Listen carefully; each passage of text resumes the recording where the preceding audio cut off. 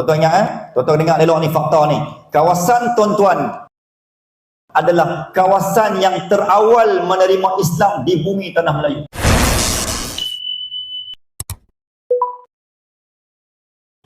Tuan-tuan, dalam catatan Sallallahu Muhammad, Sultan Salahuddin Al-Ayyubi ni banyak kisah yang sangat menarik.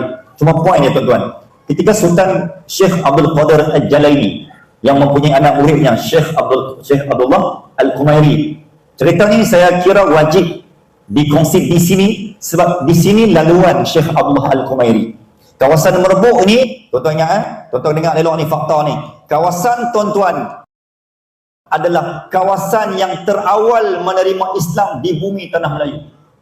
Sebelum wujudnya Empire Melayu Melaka, kawasan kita ni, sehingga kan pada awal 1630 ada catatan istana raja daripada Parsi Sallallahu Muhammad telah sampai di bumi penghujung Sungai Batu. Laluan yang sama. Kalau tuan-tuan tengok dalam peta asal merujuk kepada profesor yang mengkaji bumi sejarah Merbuk, tuan-tuan, hujung sana tu dia adalah laut.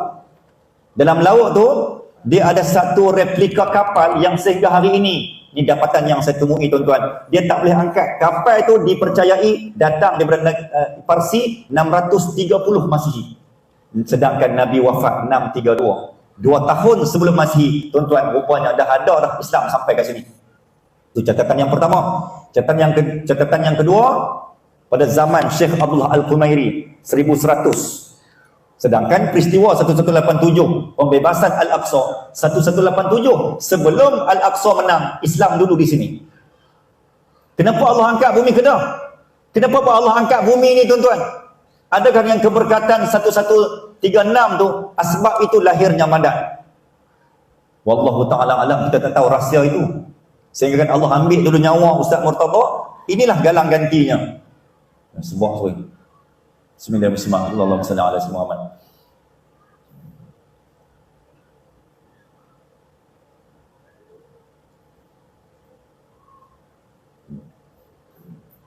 Yang saya tanya kenangan yang arwah ni, saya ada program di Bandung. Lepas tu saya promo dalam grup, siapa nak follow jadi PA, jadi bodyguard. Saya ada show dekat Universitas Islam di Bandung, Gajah Mada. Jadi waktu tu Ustaz Murtada yang menyambut, Ustaz saya nak follow Ustaz. Tak apa, saya sanggup bawa beg Ustaz jadi PA pun tak apa. Akhirnya Ustaz Murtada menyambut dan saya pun beli tiket untuk dia. Seorang lagi Ustaz Hambali. Jadi ketika saya show dekat Universitas di Gunung Jati di Bandung, dalam ketika menyampaikan persembahan, Ustaz Murtada hanya duduk di celah tiang. Mungkin itu first time dia tengok show saya secara from A to Z di peringkat antarabangsa. Sallallahu Muhammad. Jadi daripada situlah duduk sekali, tidur sekali, balik naik Asia makan Maggi sekali. Itu antara momen-momen terakhir lah. Sehingga kan balik tak lama lepas tu barulah almarhum terbang ke Riau bersama Ustaz Wadi dan juga Ustaz Ambali, sehinggalah berlakunya peristiwa. Dan ketika saya jumpa Ustaz Wadi di Hospital Taiping, sebelum tu saya tak pernah jumpa Ustaz Wadi. Ketika asbab kemalangan tu, Ustaz Wadi kata, "Ya Allah Ustaz Manis, first time jumpa." Ustaz tahu dah, ketika atas flight Ustaz Murtada duk cerita, saya ni dulu duk follow Ustaz Manis, duk main dengan Ustaz. Ustaz Murtada duk cerita pasal Ustaz, follow Ustaz, ikut program Ustaz di Bandung, di Indonesia. Hari ni baru saya jumpa Ustaz. Waktu tu Ustaz Murtada dah 2 hari kot sebelum wafat, dalam ketika masih di ICU bertarung dan bertempur. Sallallahu Muhammad. Jadi saya bila antara insan yang berada bersama dia, jadi dengan kemegahan mandatnya hari ini, saya rasa saya wajar merasai. Sebab kita antara orang yang terawal merasai denyut nadi darah, lencun peluh dia. Sehingga kan kita memiliki kesenangan, kemewahan hari ini disebabkan kesakitan pecah tempurung kepala. Mudah-mudahan tu saya kata tadi, hadiahkan kita pahala kita untuk semua almarhum. Hari ini kita hiburkan almarhum, kita rawat tempurung kita rawat tempurung kepala almarhum dengan doa dan senyuman. Pahala kita, saya pasti almarhum sedang tersenyum gembira. Ya Allah, patutnya aku kena pergi dulu rupanya Allah nak bagi kesenangan dan manis tu kemudian. Okey tuan-tuan, insya-Allah kita sambung. Allahumma salli alaihi Muhammad. Okey. Tuan-tuan, Allahumma salli alaihi Muhammad, apa lagi yang kita boleh kongsi dalam ruang yang ada ni? Kita nak lihat tuan-tuan kemuliaan bumi Filas. Apa yang ada sallallahu alaihi Muhammad?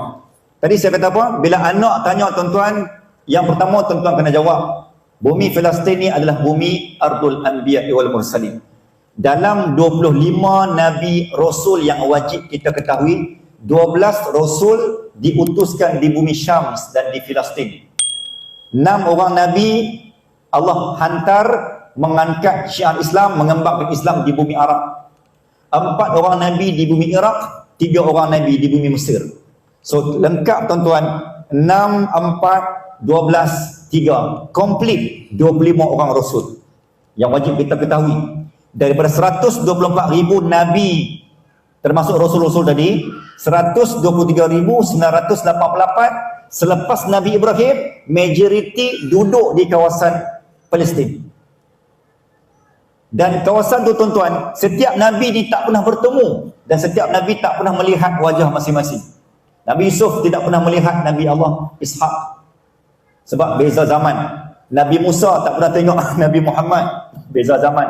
Nabi Nuh tak pernah berjumpa dengan Nabi Ibrahim, beza zaman. Nabi Yusuf ni macam mana nak jumpa lah? Nabi Musa tanya, sejauh mana kehansaman Nabi Yusuf ni? Nabi Yusuf nak tanya, sejauh mana kekuatan dan kezuhudan Nabi Yaqub ni?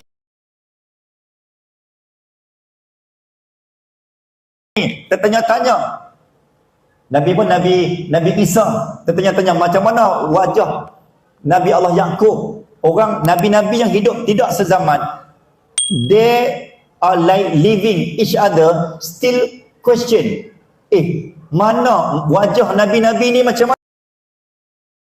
Pertemuan reunion. So tajuk kuliah kita malam ni, reunion Nabi, reunion mega Nabi-Nabi berlaku di bumi Filas. Ketika berlaku peristiwa Isra wal Mi'raj minal Masjidil Haram ila Masjidil Aqsa, Allah tak pilih SP, Allah tak pilih Malaysia, Allah tak pilih Indonesia, Allah tak pilih Afrika, benua selatan, selatan, timur dan barat. Allah pilih Palestin sebagai tanah tempat reunion mega. Allahu Akbar, Allahu Akbar. Nabi Muhammad menjadi imam, di belakangnya Nabi-Nabi. Disitulah berlakunya himpunan solat jemaah yang paling ramai di dunia. Kenapa baru masuk? Ikut, nampak betul lah. Kena start balik ni. Muslimin dan muslimat, Allahumma salli ala Muhammad. Okey, AJK Eko jaga ha? Jangan tinggal ribut tu. Okey. So tuan-tuan, solat jemaah yang paling ramai berlaku di Palestin. That is why tuan-tuan, jawapan kenapa rakyat Palestin dan anak Palestin walaupun tak makan seminggu tuan-tuan, dia senyum, dia berjalan umpama tak ada apa-apa. Because of what? Sebab tanah mereka, tanah Nabi. Depa pijak tanah yang Nabi pijak. Maka tuan-tuan, tanah yang allazi barakna haula, tanah yang tenaga kita akan kuat walaupun makan sikit. Sahabat kalau berkat, hubungan akan merapat. Masjid kalau dekat, kalau berkat, aircon dia sejuk. Sampai terlena. Sallallahu alaihi wasallam. Jadi masjid kalau berkat, imarah dia tuan-tuan, aktiviti sentiasa rapat, sentiasa dekat jemaah dia. Keluarga kalau berkat, sentiasa dekat dan berkat, sentiasa rapat. Apa lagi?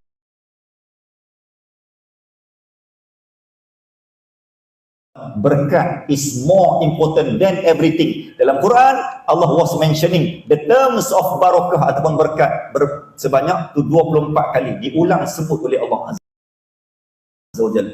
Alladzi barakna haula. Maka tuan-tuan, fahamlah kita bahawa memperjuangkan tanah Palestin adalah memperjuangkan tanah yang Allah perjuang. Bela bumi Palestin adalah kita bela tanah yang Allah bela. Kita angkat tanah yang Allah angkat. Kita jaga tanah yang Allah jaga. Kita lindung tanah yang Allah lindung.